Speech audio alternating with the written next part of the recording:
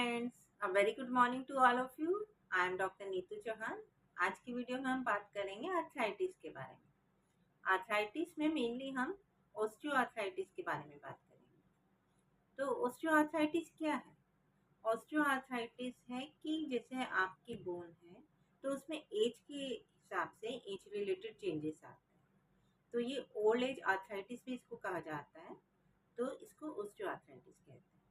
इसमें क्या होता है? इसमें जो आपका जॉइंट है, जॉइंट कैसे बनता है? दो बोन जब मीट करती है, मान लीजिए एक बोन ये है, एक ये है, तो ये दोनों बोन जहाँ मीट कर रही है ये बन गया जॉइंट। अब जो ये बोन है इसकी जो कवरिंग है उसको कहेंगे कार्टिलेज। इधर भी होगी, इधर भी कार्टिलेज होगा और इधर ये जॉइंट बन गया। तो जब जॉइंट ऐसे ग्लाइड करेगा तो ये स्मूथली ग्लाइड कर पाएगा कार्टिलेज की वजह से।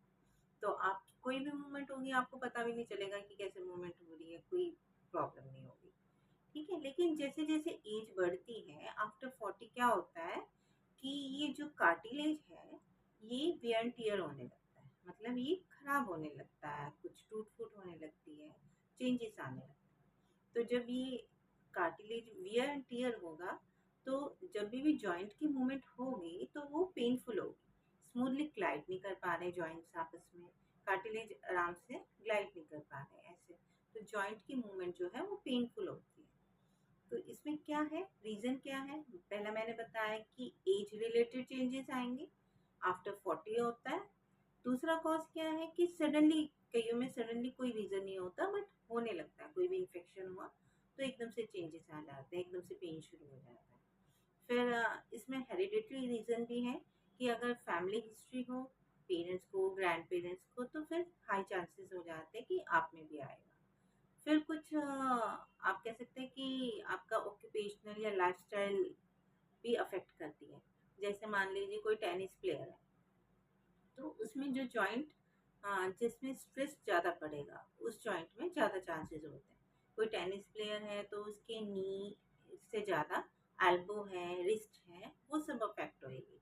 उसमें वियरिंग एंड टीयरिंग के जो है वियर एंड टीयर ज़्यादा होगा तो ऑस्टियोआर्थराइटिस उसमें उस हैंड में, एल्बो में और रिस्ट में आने के चांसेस हाई हो जाते हैं। या कोई पुली है तो उसमें क्या होगा, नी और आपका जो हिप जॉइंट है, स्पाइन है, वो अफेक्ट हो रहा है तो उसमें ज़्यादा चांसेस है ऑस्टियोआर्थराइटिस के। तो ये सब रीजन हुए। अब सिम्टम्स क्या होंगे? सिम्टम्स पहला तो मैंने बताया कि पेन होगा। और पेन कब होगा?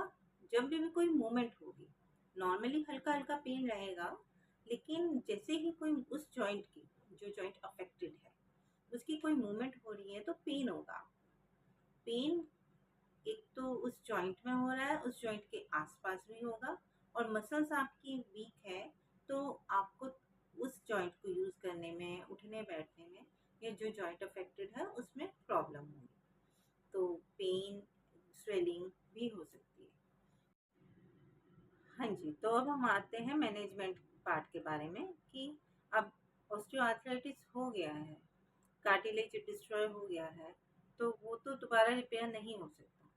तो अब जो भी हमारी मैनेजमेंट होगी, मतलब जो भी हम ट्रीट करेंगे पेशेंट को, वो सिम्टोमेटिक होगा कि जो सिम्टम्स हैं उनको ट्रीट करेंगे। जैसे कि सबसे पहले पेशेंट को हो रहा पेन, तो पेन किलर्स डॉक्टर देते हैं या इंजेक्शंस आते हैं जो जॉइंट में लगाते हैं, उससे पेन काफ़ी हद तक रिलीफ हो जाता है।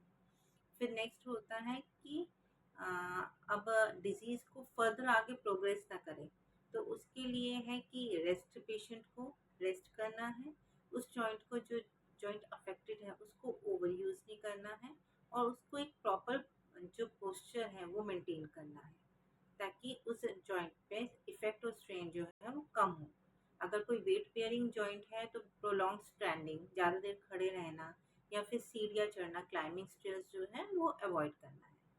अगर वेट बहुत ज़्यादा है पेशेंट का तो वेट रिड्यूस करना है ताकि उस जॉइंट में फर्दर और प्रेशर ना पड़े। तो ये सब है कि इसको हम मैनेज करेंगे। हम हीट, थोड़ा सा सिकाई भी कर सकते हैं, वार्म कॉम्प्रेस है, फिजियोथेरेपी है, ये सब चीज़ें जो पेन रिलीव करने में हेल्प करेगी। और जो आप वेदर है, वेदर भी इसको काफ़ी अफेक्ट करता है। जो डैम्प कोल्ड वेदर है उसमें जो स्टिफनेस है वो ज़्यादा हो जाती है।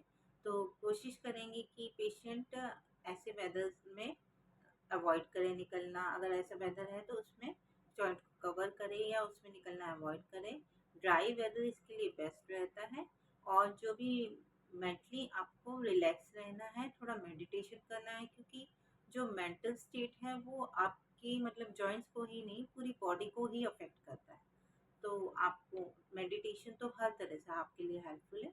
तो ये सब करेंगे तो इससे आपको ये है कि डिजीज आपकी फर्दर प्रोग्रेस नहीं करेगी, और जो है प्रोग्रेशन जो है एक हम कंट्रोल में कर पाएंगे, और जो सिम्टम्स हैं वो मैनेज कर पाएंगे। Thank you.